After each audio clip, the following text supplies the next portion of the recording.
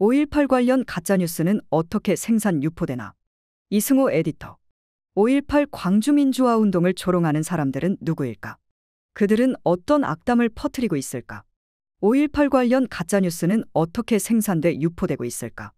5.18 기념재단이 지난 2019년 개설, 운영해오고 있는 홈페이지의 5.18 왜곡 제보 코너를 보면 그 단서를 찾을 수 있다. 2019년부터 오늘 오전까지 올라온 906건의 제보를 키워드 검색으로 분석해봤다. 맨 처음 제보는 2019년 1월 30일에 올라온 아프리카 방송에서 북한군 개입 허위사실 유포였다. 지만원 씨 등이 주장한 이른바 북한군 개입설을 고발한 글이다.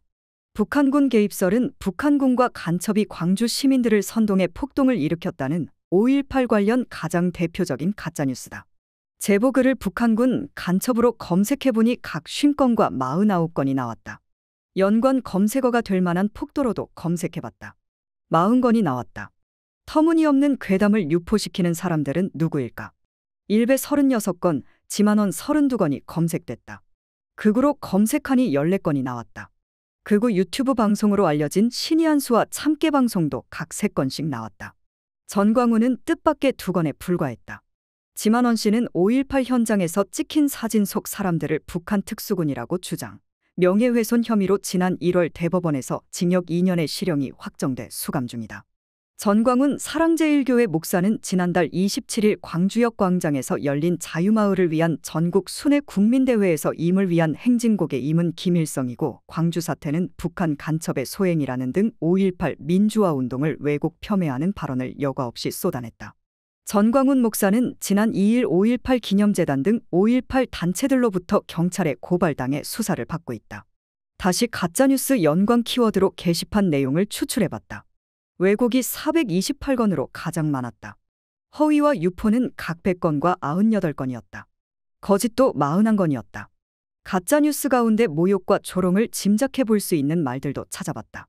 비하 120건, 모욕 86건, 폄하 61건, 조록 48건 등이었다.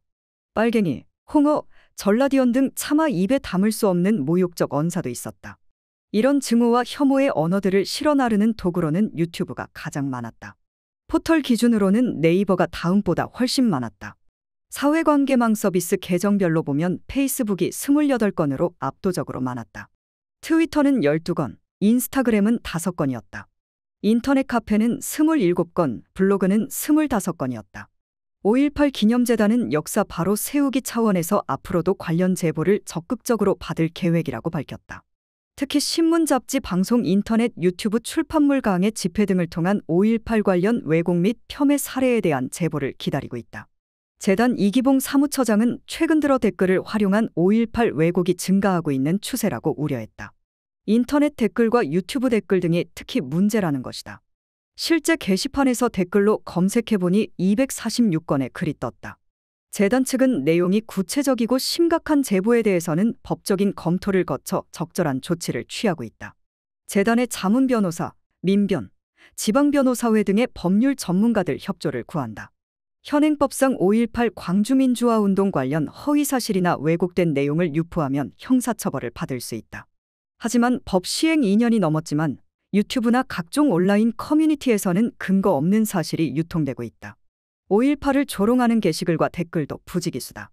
지난 2021년 1월 시행한 5.18 민주화운동법 제8조에 따르면 관련 허위사실 유포는 5년 이하의 징역 또는 5천만 원 이하의 벌금에 처할 수 있다. 이 법은 적용은 출판물이나 정보통신망은 물론 토론회, 간담회, 기자회견, 집회, 가두연설 등에서의 발언까지 포괄한다. 18일 이영석 더불어민주당 의원이 광주경찰청으로부터 입수한 5.18 민주화운동 등에 관한 특별법 수사 의뢰 현황을 보면 광주경찰청은 광주시 등으로부터 모두 58건의 수사 의뢰를 받은 것으로 확인됐다. 이 가운데 불구속 송치는 22건이다. 22건에 대해서는 경찰이 수사를 계속 이어가고 있다.